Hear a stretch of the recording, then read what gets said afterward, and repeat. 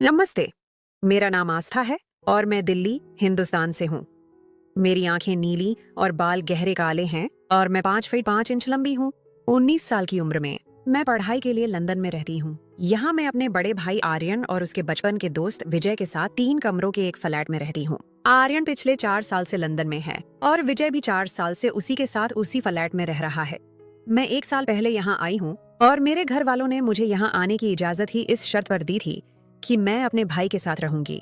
हिंदुस्तान में मैं एक को एजुकेशन कॉलेज में पढ़ती थी, जहां मेरे क्लासमेट और कॉलेज के दूसरे लड़के मुझ पर अक्सर फब्तियां कसते थे, लेकिन मैंने कभी किसी पर ध्यान नहीं दिया। मेरा सारा ध्यान अपनी पढ़ाई पर था और मैं हमेशा नई चुनौतियों की तलाश में रहती थी। इसी दौरान मेरा दाखिला लंदन के एक प्रतिष्ठित कॉलेज में हो गया और मैं अपने सपनों को पूरा करने के लिए यहाँ आ गई। मेरी इच्छा थी कि मैं अपने भाई से अलग रहूं ताकि अपनी आजादी से जिंदगी जी सकूं, लेकिन घर वालों की यह शर्त कि मैं भाई के साथ रहूंगी एक ऐसी बाधा थी जिसे मैं पार नहीं कर सकती थी। जब मैं यहाँ पहुंची तो विजय को देखकर हैरान रह गई। वह 5 फीट 10 इंच लंबा, सांवले रंग का और एक कसरती बदन वाला नौजवान था। उसकी उम्र भी लगभग 24 साल होगी, यानी मुझसे कुछ साल बड़ा। वह गजब का खूबसूरत था। उसकी आंखों में एक रहस्यमयी सी चमक थी जो मुझे अपनी तरफ खींचती थी। लेकिन हैरान करने वाली बात यह थी कि वह हमेशा मुझसे दूर रहने की कोशिश करता। दूसरे हिंदुस्तानी लड़कों की तरह उसने कभी भी मुझसे ज्यादा बेतकल्लुफ होने की कोशिश नहीं की, बल्कि काम की बात भी वह मुझसे कभी कभार ही करता था, और वह भी बहुत कम। उसका तरीका कुछ ऐसा था कि जैसे वह मुझे बिल्कुल देख ही नहीं सकता। वह उसी वक्त घर आता जब आर्यन भाई भी मौजूद होते। अगर कभी ऐसा होता कि मैं घर में अकेली होती तो विजय भी घर से बाहर चला जाता और उस वक्त वापस आता जब आर्यन घर आ जाते। ये बात मुझे हैरान करती कि आखिर वह मुझसे इतना क्यों कतरा रहा है। मैंने कई बार उसके साथ बात करने की कोशिश की, लेकिन वह हर बार कतरा जाता और मुझे अनदेखा कर जाता, जैसे उससे किसी ने बात ही न की हो। जैसे जैसे वह मुझे अनदेखा करता, मुझ में उसे पाने की इच्छा बढ़ती जाती। उसकी बेरुखी मेरे दिल में उसके लिए जिज्ञासा और आकर्षण पैदा कर रही थी। मुझे इस बात का भी डर रहता कि अगर मैं कभी उससे कोई बात करूं तो कहीं वह भाई को न बता दे, कहीं आर्यन मुझसे नाराज न हो जाए। लेकिन इसके बावजूद मैं अक्सर उससे बात करती रहती। हर बार मुझे उसकी तरफ से बेरुखी और नाकामी का सामना करना पड़ा। यह लड़का लंदन जैसे खुले माहौल में रहने के बावजूद यहाँ की बुराइयों और बेतरतीब जिंदगी से दूर था। हालांकि मेरा भाई कई बार शाम को बाहर दोस्तों के साथ चला जाता, लेकिन विजय ऐसी तमाम बातों से बहुत दूर था। वह अपना ज्यादा वक्त पढ़ाई या अपने काम में लगाता था। उसकी यही परहेजगारी और संजीदगी थी जिसने मुझे उसकी तरफ खींचा और मैं उसे मन ही मन में चाहने लगी थी। वीडियो पर आगे बढ़ने से पहले यदि आपने हमारे चैनल को सब्सक्राइब नहीं किया है तो कृपया सब्सक्राइब करें और उसके बगल में घंटी को चालू करें। एक बार जब विजय की तबीयत खराब थी और वह दिन भर घर पर ही रहा, मैं भी जल्दी कॉलेज से वापस आ गई। बारिश का दिन था और मौसम काफी ठंडा था। आर्यन भाई उस वक्त अपनी नौकरी पर थे, इसलिए मैंने विजय के लिए चाय बनाई और उसे पेश की। मैंने देखा कि वह काफी बेचैन महसूस कर रहा था। उसने मेरे हाथ से चाय का कप लिया और खामोशी के साथ बैठकर पीने लगा। उसके चेहरे पर थकान साफ दिख रही थी। मैं भी एक कप लेकर उसके कमरे में कुर्सी पर बैठ गई और उससे बातें करने लगी। मैंने उससे पूछा कि तबीयत कैसी है, क्या कुछ खाना पसंद करोगे? वह मुझे किसी बात का जवाब देता और किसी पर खामोश रहता। अपनी नजरें कभी अपने लैपटॉप पर रखता तो कभी खिड़की से बाहर बारिश को देखता। वह मुझे अनदेखा कर रहा था, लेकिन मैं ढीठ बनकर उसके सामने बैठी रही और दिल में सोचा कि देखती हूँ यह मुझे कब तक अनदेखा करता है। मेरा मकसद सिर्फ उससे बात करना नहीं था, बल्कि मैं उसकी करीबी महसूस करना चाहती थी। ये जानना चाहती थी कि उसके दिल में क्या चल रहा है। बातों के दौरान जब मैंने देखा कि वह मेरी तरफ ध्यान नहीं दे रहा, तो मैंने उससे सीधे सीधे यह पूछ ही लिया कि वह मुझे अनदेखा क्यों करता है। तो वह कहने लगा, आस्था, तुम मेरे दोस्त की बहन हो और मेरे ख्याल में दोस्त की बहन अपनी बहन के बराबर होती है। मैं तुम्हारी इज्जत करता हूँ, इसीलिए तुमसे दूरी रखता हूँ। मैंने उससे कहा, दोस्त की बहन दोस्त भी तो हो सकती है, बल्कि एक बेहतरीन दोस्त। वह मेरी बात सुनकर थोड़ी देर खामोश हो गया। उसके चेहरे पर उलझन के निशान थे। मैंने इस मौके का फायदा उठाया और उसे अपनी दिल की बात कह दी। मैं तुम्हें चाहती हूँ और तुम्हें पाकर रहूंगी। तुम मेरी जिंदगी का हिस्सा बन चुके हो। मेरी बात सुनकर वह कुछ देर हैरत से मेरी तरफ देखता रहा, फिर कहने लगा, आस्था, ये बात ठीक नहीं है। अगर तुम्हारे भाई को मालूम हो गया तो वह तुम्हें कुछ नहीं कहेगा, बल्कि सारा इल्जाम मुझ पर डाल देगा। हमारी दोस्ती बरसों पुरानी है। मैं नहीं चाहता कि हमारी दोस्ती में दरार आए। यह रिश्ता आर्यन के लिए बहुत अहमियत रखता है।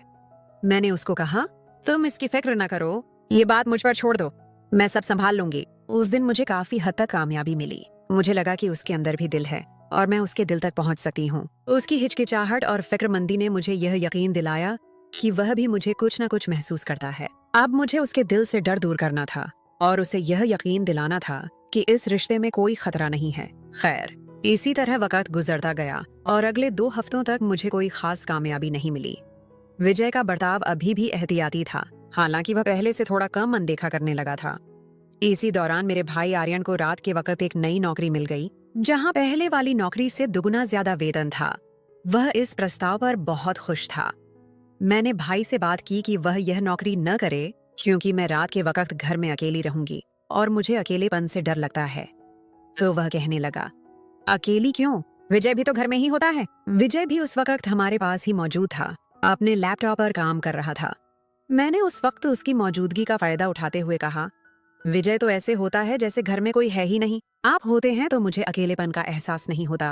आपके साथ बातें भी कर लेती हूँ, दिल बहल जाता है, लेकिन विजय तो मुझसे बात करने से भी भागता है। मेरी बात सुनकर आर्यन भाई हंसने लगे और विजय को संबोधित करके कहने लगे, क्यों विजय, क्या बात है? आस्था तुम्हारी शिकायत कर रही है। लगता है तुम्हारी तन्हाई से उसे बोरियत होती है।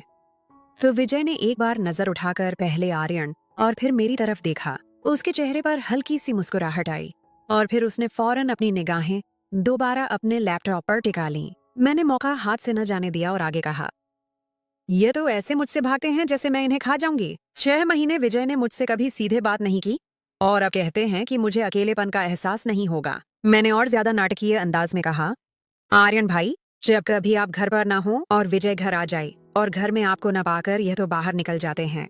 मुझे लगता है अगर आपने रात की ड्यूटी वाली नौकरी शुरू कर ली तो यह भी घर नहीं आया करेंगे और मुझे बिल्कुल अकेला छोड़ देंगे। मेरी बात सुनकर भाई जोर से हंसने लगे और विजय को एक बार फिर संबोधित करके कहने लगे, विजय, क्या यह सच कह रही है? तुम्हें शर्म नहीं आती?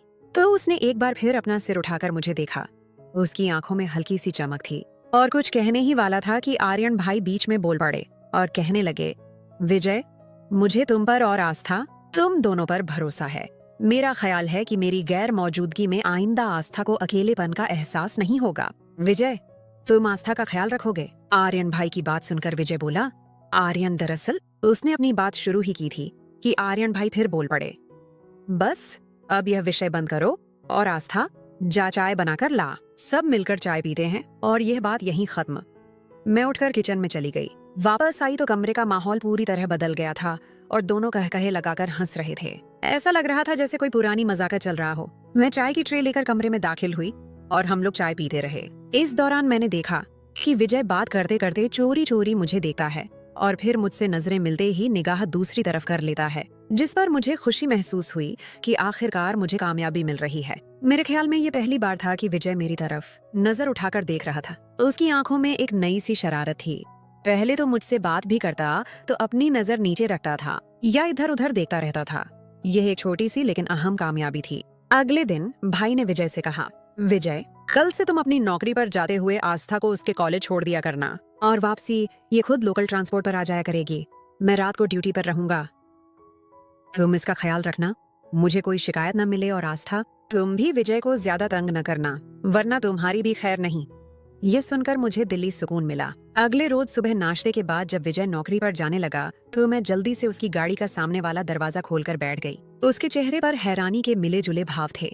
वह गाड़ी में बैठा और एक नजर मुझे देखकर हल्का सा मुस्कुराकर गाड़ी चलाने लगा। वह चलाते हुए खामोश था, जैसे अपने ख्यालों में खोया हुआ हो। मैंने इस खामोशी को तोड़ा और कहने लगी, विजय, अब जितना दूर भागोगे मैं उतना ही पास रहूंगी और मैंने कहा था कि मैं तुमको पसंद करती हूँ और तुमको पाकर रहूंगी। तुम मेरी किस्मत में हो। वह मेरी बातें खामोशी से सुनता रहा, कभी हल्का सा सिर हिलाता और मुझे कॉलेज के बाहर छोड़कर चला गया। मुझे लगा कि मेरे शब्द उसके दिल पर कुछ न कुछ असर कर रहे हैं। दोपहर को मैं घर आई तो आर्यन भाई सो रहे थे। मैंने अपने कपड़े मशीन में डालकर धोए और टीवी लगाकर देखने लगी। शाम को विजय आए तो मैंने उनको भी चाय पेश की। इतने में आर्यन भाई भी उठ गए और अपनी नौकरी के लिए तैयार होने लगे। मैंने उनसे पूछा कि आज रात के खाने का क्या मूड है, तो आर्यन भाई कहने लगे, मैं तो नौकरी पर रहूंगा। बेहतर है जब तक मेरी रात की नौकरी है, आप लोग बाहर से ही खाना खा लिया करना, मुझे चिंता करने की जरूरत नहीं है। मैं यह बात सुनकर उछल पड़ी कि विजय के साथ मैं पहली बार आज बाहर खाने के लिए जाऊंगी। ये एक ऐसा मौका था जिसका मैं कब से इंतजार कर रही थी। भाई के नौकरी पर जाने के बाद मैं टीवी देखती रही। जबकि विजय अपना लैपटॉप लेकर अपने कमरे में घुस गया। मैं बेचैनी से उसका इंतजार कर रही थी। रात को 10 बजे जब भूख की शिद्दत बढ़ने लगी, मैंने विजय के कमरे का दरवाजा बिना ताला लगाए खोला और कहा, आज क्या आपने भूख हड़ताल कर रखी है? अगर ऐसा है भी तो इसमें मेरा क्या कसूर है? आपको कुछ नहीं खाना तो मुझे तो भूखा ना रखें। मेरी बात सुनकर विजय मुस्कुराए और अपना लैपटॉप एक तरफ रखकर उठ गए और कहने लगे, तुम आधा घंटा और इंतजार करो, मैं KFC से कुछ ले आता हूँ। मैंने कहा, नहीं, आप घर कुछ न लाएं, मैं भी आपके साथ चलूंगी और बाहर ही खाकर आएंगे। आज मुझे आपके साथ बाहर खाना है। मेरी बात सुनकर वह एक लम्हे के लिए मेरी तरफ देखने लगा। उसकी आंखों में एक नई चमक थी। फिर कहने लगा, चलो ठीक है। मैंने कहा, ठहरो, मैं कपड़े बदल लूं, कुछ अच्छा पहन लेती हूँ। तो वह कहने लगा, क्या बदलना है? अच्छी भली तो हो, तुम्हें किसी बदलाव की जरूरत नहीं। मैंने उसकी बात अनसुनी कर दी और दरवाजा खोलकर बाहर निकल गया। मैं भी उसके पीछे ही बाहर आ गई और गाड़ी में बैठ गई। उसने गाड़ी चला दी और खामोशी से ड्राइविंग करता रहा। मैंने इस खामोशी को तोड़ा और उससे पूछा, आप मुझे जानबूझकर अनदेखा क्यों करते हो? क्या मैं आपको अच्छी नहीं लगती? अब मुझ में कोई कमी है कि आप मुझसे बात करने से भी कतराते हैं? आस्था, मेरी बात सुनो। अगर तुमने आइंदा ऐसी बात की तो मैं तुम्हारे भाई को बता दूंगा। उसने थोड़े गुस्से में कहा, तुम चाहे सारी दुनिया को बता दो, मुझे परवाह नहीं। मैं तुमसे तब तक पूछती रहूंगी जब तक मुझे मेरी बात का जवाब नहीं मिल जाता, जब तक मुझे यह नहीं मालूम होता कि मेरे साथ ऐसा बर्ताव क्यों है। आस्था, तुम मेरे दोस्त की बहन हो और मेरे लिए सम्माननीय हो, बस यही वजह है। तो मैं कब कह रही हूँ कि मैं तुम्हारे दोस्त की बहन नहीं हूँ? क्या दोस्त की बहन भी दोस्त नहीं बन सकती? क्या यह जरूरी है कि वह सिर्फ बहन ही रहे, कभी दोस्त ना बने? नहीं, ऐसी बात नहीं। अगर तुम्हारे भाई को मालूम हो गया तो वह क्या सोचेगा? हम दोनों फिर नाराज हों। यह सब तो मुझ पर छोड़ दो, मैं सब संभाल लूंगी। आपको सिर्फ मेरी बात सुननी है और मेरी तरफ एक बार ध्यान देना है। फिर भी मुझे ये सब अच्छा नहीं लगता। ये हमारी दोस्ती के खिलाफ है। क्यों अच्छा नहीं लगता? इसकी कोई खास वजह भी तो बताओ। शायद मैं भी उसको बुरा समझने लगूं और अपना इरादा बदल लूं। मैं तुमसे बहस नहीं कर सकता, उसने तंग आकर कहा। उसके चेहरे पर बेबसी के निशान थे। तो फिर मेरी बात मान लो। मैं आपको यह बता दूं कि मैं आपको पसंद करती हूँ और आपको पाकर ही रहूंगी। मैंने तुम पर अपना दिल हारा है। हाँ, अगर मैं आपको अच्छी नहीं लगती तो मुझे बता दो, मैं आपकी जिंदगी से चली जाऊंगी। उसने KFC के सामने गाड़ी खड़ी की और खुद दरवाजा खोलकर बाहर निकल गया और थोड़ी देर के बाद 2 हलाल बर्गर और 2 कोक ले आया। मैंने उससे कहा कि खाना लेकर घर नहीं जाना, बल्कि यहाँ पास के किसी पार्क में चलते हैं जहाँ बैठकर खाएंगे। मुझे खुली जगहों पर बैठकर खाना पसंद है। वह मेरी बात सुनकर खामोश रहा और गाड़ी चलाने लगा। थोड़ी देर के बाद उसने एक खूबसूरत पार्क के सामने गाड़ी खड़ी कर दी, जहाँ हल्की रोशनी थी और सुकून महसूस हो रहा था। हम दोनों ने एक बेंच पर बैठकर बर्गर खाए। इस दौरान भी मैंने उसके साथ बात करने की कोशिश की, लेकिन वह खामोश रहा। कभी आसमान की तरफ देखता तो कभी घास पर निगाहें जमाए रखता, लेकिन मैंने हिम्मत नहीं हारी। मैंने महसूस किया कि उसकी खामोशी में भी कुछ छिपा हुआ है। वह कुछ कहना चाह रहा है लेकिन हिचकिचा रहा है। अगले रोज शुक्रवार का दिन था। सुबह जब वह मुझे कॉलेज छोड़ने गया तो रास्ते में फिर बात करने की कोशिश करती रही, लेकिन हमेशा की तरह मुझे नाकामी का मुंह देखना पड़ा। उसका रवैया अभी भी वही पुराना था। उस दिन शाम को जब भाई नौकरी पर जाने लगे तो मैंने उनसे कहा, भाई आज आप नौकरी पर न जाइए, मुझे आपके साथ वक्त बिताना है। क्यों? खैरियत तो है ना आस्था? क्या कोई समस्या है? नहीं, ऐसे ही आज मेरा बाहर खाने का मन कर रहा है। जब से लंदन आई हूँ कभी भी आप मुझे बाहर खाने के लिए नहीं लेकर गए। मुझे आपके साथ जाना है। मैं तो नहीं लेकर जा सकता, मेरी रात की ड्यूटी है। तुम विजय के साथ चली जाना, वह तो फौरिग है। वह तो ऐसे इंसान है, न खुद कहीं जाते हैं न कहीं मुझे लेकर जाएंगे। उनको तो घर से बाहर निकलना भी पसंद नहीं। मेरी बात सुनकर आर्यन भाई हंसने लगे और कहने लगे, नहीं ऐसी बात नहीं, वह है तो बहुत खौलश मिजाज आदमी, लेकिन तुमसे थोड़ा आरक्षित रहते हैं। पता नहीं क्यों, मुझसे आरक्षित क्यों रहते हैं ये मुझे मालूम नहीं। खैर छोड़ो इस बात को। अगर आप मुझे ले जा सकते हैं तो ले जाए। वह मुझे नहीं लेकर जाएंगे। अगर उनके साथ जाने के लिए कहना है तो साफ कह दें कि मैं न जाऊं। नहीं ऐसी बात नहीं, तुम उसे कह देना, वह तुम्हें ले जाएगा। वह नहीं मानेंगे। आप खुद उनसे कह दें तो शायद आपकी बात मान लें। वह आपकी बात ज्यादा सुनते हैं। ठीक है, इस वक्त तो वह नौकरी पर व्यस्त होगा। जब आएगा तो मेरी फोन पर बात करवा देना, मैं उसे कह दूंगा। भाई की बात सुनकर मैं खुश हो गई। मेरा प्लान कामयाब हो गया था। मैं जानती थी कि भाई का कहना वह नहीं टालेगा। भाई चले गए तो मैंने उठकर फ्रेश होकर नीली जीन्स के साथ सफेद टी-शर्ट पहन ली और हल्का सा मेकअप करके तैयार हो गई। मैंने आईने के सामने खड़ी रहकर खुद को देखा तो मैं बहुत खूबसूरत लग रही थी। मेरा आत्मविश्वास बढ़ गया था। मैं जब से लंदन आई थी आज पहली बार मैंने मेकअप किया था। हालांकि मेरे पास मेकअप का सामान मौजूद था, लेकिन मैं कभी भी खुद को तैयार करने की जरूरत महसूस नहीं करती थी। तैयार होने के बाद मैं विजय का इंतजार करने लगी। मेरा दिल जोर जोर से धड़क रहा था। एक अजीब सी बेचैनी थी। थोड़ी देर के बाद वह आया। मैंने दरवाजा खोला तो उसने मुझे देखा और एक लम्हे के लिए ठिठक कर रह गया। उसकी आंखों में हैरानी और कुछ और ही जज्बात थे, लेकिन दूसरे ही लम्हे वह संभल गया और अंदर दाखिल हो गया। मैंने दरवाजा बंद किया और अंदर आकर उसके लिए चाय बनाई। चाय के बाद मैंने उससे कहा, विजय, आज कहीं बाहर खाने के लिए न चलें? भाई ने कहा है कि आपके साथ चली जाऊं। उसने मुझे बिना देखे हुए कहा, मैं नहीं जा सकता। अगर जाना है तो आर्यन से कह देना, वह लेकर चला जाएगा। मैंने भाई से पूछ लिया है, वह कह रहे थे कि आपके साथ चली जाऊं और उन्होंने मुझे जोर दिया है कि आप मुझे लेकर जाएं। मुझे तो उसने नहीं कहा, आप उनसे फोन पर बात कर लें। नहीं, मैं नहीं करता उससे बात, और नहीं तुम्हें लेकर जाऊंगा। मेरे पास वक्त नहीं है और मुझे बाहर जाने का मूड नहीं है। मैंने विजय की बात सुनी और अपने फोन से भाई का नंबर मिलाया। जब बेल बजी तो मैंने फोन विजय को पकड़ा दिया।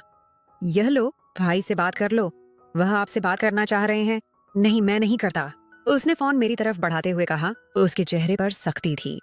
मैंने फोन पकड़ लिया और जैसे ही भाई ने फोन उठाया, मैंने रोने वाले अंदाज में कहा, भाई, मैंने क्या कहा था? विजय मुझे नहीं लेकर जाएंगे। आप खुद ही मुझे मना कर देते। मैं कितनी अकेली महसूस कर रही हूँ। नहीं, ऐसे कैसे हो सकता है? तुम मेरी बात विजय से करवा दो, भाई ने हैरानी से कहा। वह आपसे बात करने को भी तैयार ही नहीं। वह तो कह रहे हैं कि उनको मुझसे बाहर जाने का बिल्कुल मूड नहीं है। ठीक है, मैं उसको खुद फोन करता हूँ। भाई ने फोन बंद कर दिया। अगले ही लम्हे विजय के फोन पर घंटी बजने लगी। विजय ने मेरी तरफ गुस्से भरी निगाहों से देखते हुए फोन उठाया। हेलो, क्या हाल है आर्यन? फिर उसने मुझ पर नजर डाली और भाई से कहने लगा, क्या मैं कैसे ले जा सकता हूँ इसको यार? मुझे काम है। मेरी बात तुम समझते क्यों नहीं? दूसरी तरफ से भाई ने जाने विजय को क्या कहा। विजय ने मेरी तरफ देखा और फोन बंद कर दिया और मुझे कहने लगा, ठीक है, लेकिन जाना कहाँ है? किसी अच्छे से होटल पे चलते हैं जहाँ लाइव म्यूजिक हो। नहीं, मैं तुम्हें होटल पे नहीं ले जा सकता, आज मेरा मूड नहीं है। नहीं तो मैं फिर भाई से बात करती हूँ। मैंने उससे फिर धमकी दी। एक तो तुम भाई की धमकी बहुत देती हो। तुम्हारा भाई मुझ पर कोई हाकिम तो नहीं लगा हुआ कि मैं उसके डर से तुम्हारी हर जायज नाजायज बात मानूं? उसने अब थोड़ा सा मजाक से कहा। तो ठीक है, अब भाई से बात कर लें और उनको कह दें कि मैं नहीं ले जा सकता। मैंने भी थोड़ी शरारत की। ठीक है, लेकिन एक बात सुन लो, वहाँ जाकर कोई ऐसी वैसी हरकत नहीं करनी और तुम तैयार हो जाओ। मैं भी कपड़े बदल लेता हूँ। मैं तैयार हूँ, आप तैयार हो लें। वैसे इसी तरह भी आप बहुत हैंडसम लग रहे हो, मैंने मुस्कुराकर कहा। उसने फिर मेरी तरफ देखा। उसकी आंखों में एक नई सी शरारत और हल्की सी हंसी थी। वह अपने कमरे में घुस गया। थोड़ी देर के बाद कपड़े बदलकर बाहर निकल आया और मुझे कहने लगा, चलो जल्दी करो और वापस भी जल्दी आना है। उस वक्त रात के लगभग 9 बज रहे थे। मैं जल्दी से बाहर निकली और गाड़ी में बैठ गई। उसने दरवाजा लॉक किया और गाड़ी में आ बैठा और ड्राइविंग करने लगा। हम लोग लंदन के एक बड़े होटल के बाहर पहुंचे, जहां उसने एक जगह गाड़ी पार्क की और हम अंदर चले गए। अंदर दाखिल हुए तो अंदर तेज अंग्रेजी संगीत चल रहा था और माहौल बहुत रोशन था। हमने एक खाली टेबल ढूंढा और बैठ गए। ऐसे ही बैठे रहने के बाद मैंने विजय से कहा, यहाँ ऐसे ही बैठे रहेंगे? आप कोई ड्रिंक वगैरह भी लेनी है? वह कहने लगा, तुम बैठो, मैं कुछ ले आता हूँ। मैंने उससे कहा, नहीं आप बैठें, मैं लेकर आती हूँ, आप थक गए होंगे। वह उठने लगा, लेकिन मैं उससे पहले उठ चुकी थी, जिस पर वह बैठ गया और उसने अपने पर्स से मुझे कुछ पैसे दिए। मैंने ड्रिंक के 2 ग्लास लिए और टेबल पर आ गई। ड्रिंक देखकर वह गुस्से के अंदाज में बोला, ये क्या ले आई हो? मैंने तुमसे कहा था कोक लानी है, लेकिन तुम यह उठा लाई। उसके चेहरे पर नाराजगी साफ दिख रही थी। मैंने उससे कहा कि आपको ड्रिंक नहीं पीनी तो न पिए, मैं दोनों ग्लास पी लूंगी और आपके लिए कोक ले आती हूँ। उसने मुझे कहा, मैं नहीं पीता और तुम्हें भी नहीं पीने दूंगा, लेकिन मैंने जिद की तो वह खामोश हो गया। मैं फिर उठी और उसके लिए कोक ले आई और टेबल पर बैठकर ड्रिंक का ग्लास उठाकर पीने लगी और विजय भी एक एक घूंट कोक पी रहा था। थोड़ी देर के बाद मैंने अपना ग्लास फिर उठाया और पूरा ग्लास पी लिया और उसके बाद हम घर आए और मैं सो गई और मुझे नींद आ गई। वह रात मेरे लिए एक यादगार रात थी। सुबह 6 बजे के करीब मैं उठी तो टीवी लाउंज में आर्यन भाई और विजय बातें कर रहे थे। मैं बाहर निकली, विजय और भाई को गुड मॉर्निंग कहा। भाई ने मुझे देखा और कहने लगे, उठ गई शहजादी साहिबा? सुबह से चाय के इंतजार में बैठे हैं। मुझे शर्मिंदगी महसूस हुई, लेकिन विजय ने मुझे सोने नहीं दिया। वह बता रहा था कि तुम लोग रात को होटल में गए थे और तुमने उसे कितना तंग किया। आस्था, तुमने देखा ना विजय कितना अच्छा है, वह तुम्हारा कितना ख्याल रखता है। मैं घबराई हुई थी, कुछ न बोली और बाथरूम में घुस गई। नहाकर फ्रेश हुई और फिर मैंने जाकर चाय बनाई और उनके पास ही बैठी और इंतजार करने लगी कि कब भाई मेरी क्लास लेना शुरू करते हैं, मगर ऐसा कुछ न हुआ। भाई का अंदाज ऐसा था जैसे वह मेरी शरारतों से लुत्फ ले रहे हों। थोड़ी देर के बाद भाई चाय पीकर सोने के लिए अपने कमरे में चले गए और मैंने चोरी चोरी विजय की तरफ देखा तो वह मेरी तरफ देखकर हल्का हल्का सा मुस्कुरा रहा था। उसकी आंखों में एक नई चमक थी। मैंने नजरें नीची कर लीं और थोड़ी देर बाद फिर नजरें उठाकर उसकी तरफ देखा और उसको कहा, सॉरी। किस बात की सॉरी? उसने पूछा। उसके चेहरे पर मासूमियत थी। वह मैंने आपको रात को बहुत तंग किया और भाई को भी सब बता दिया। नहीं, कोई बात नहीं। इसमें तुम्हारा क्या कसूर है? यह तो तुम्हारा हक है कि तुम भाई से कह सको और मुझे खुशी है कि तुमने यह किया। मैं खामोश हो गई और थोड़ी देर के बाद फिर बोली, वह आपने रात वाला वाकया भाई को भी बता दिया है या नहीं? वैसे तुम हो वाकई ही बहुत खूबसूरत। मेरी जिंदगी में पहली बार मैंने किसी को इतना हसीन देखा है। मैं उसकी बात सुनकर खुश हो गई और उसकी तरफ देखने लगी। आखिरकार मैं जीत गई थी। विजय मेरी जिंदगी में आने वाला पहला लड़का था और मैं पहली बार उसके मुंह से अपनी तारीफ सुन रही थी। उसके शब्द मेरे दिल को छू गए। मैं उठकर कमरे में चली गई और बेड पर औंधी होकर लेट गई। मुझे अब हर चीज अच्छी लग रही थी और हर चीज पर प्यार आ रहा था। पूरी दुनिया हसीन लग रही थी। मैंने तकिया लिया और उसे जोर से अपने सीने के साथ लगा लिया, जैसे मैंने अपने सपनों को थाम लिया हो। खैर, अब हमारी दोस्ती की शुरुआत हो चुकी थी और मुझे उम्मीद थी कि यह दोस्ती जल्द ही मोहब्बत में बदल जाएगी। खैर, दिन गुजरते गए, हमारी करीबी बढ़ती गई। विजय अब मुझसे ज्यादा खुलकर बात करने लगा था। एक रोज मेरी तबीयत खराब थी और मैं कॉलेज नहीं गई। विजय अपनी नौकरी पर चले गए। मैं अपने कमरे में ही लेटी रही जबकि भाई अपने कमरे में सोए हुए थे। 9 बजे के करीब मुझे दरवाजा खुलने की आवाज आई। मैंने सोचा भाई उठे होंगे, किसी काम के लिए दरवाजा खोला होगा। मैं अपने कमरे में ही लेटी रही। थोड़ी देर के बाद मुझे टीवी लाउंज से आवाजें आने लगीं। उनमें भाई के साथ किसी महिला की भी आवाज शामिल थी जो हिंदुस्तानी लहजे में अंग्रेजी बोल रही थी। दोनों अंग्रेजी भाषा में कुछ बोल रहे थे। उनकी आवाजें काफी धीमी थीं। मैं उठी और दरवाजा हल्का सा खोलकर देखा तो आर्यन भाई एक गोरी महिला के साथ बातें कर रहे थे। वह महिला कोई 24-25 साल की होगी, खूबसूरत और आकर्षक। वह गोरी महिला 1 घंटे से ज्यादा वक्त घर में मौजूद रही और फिर चली गई।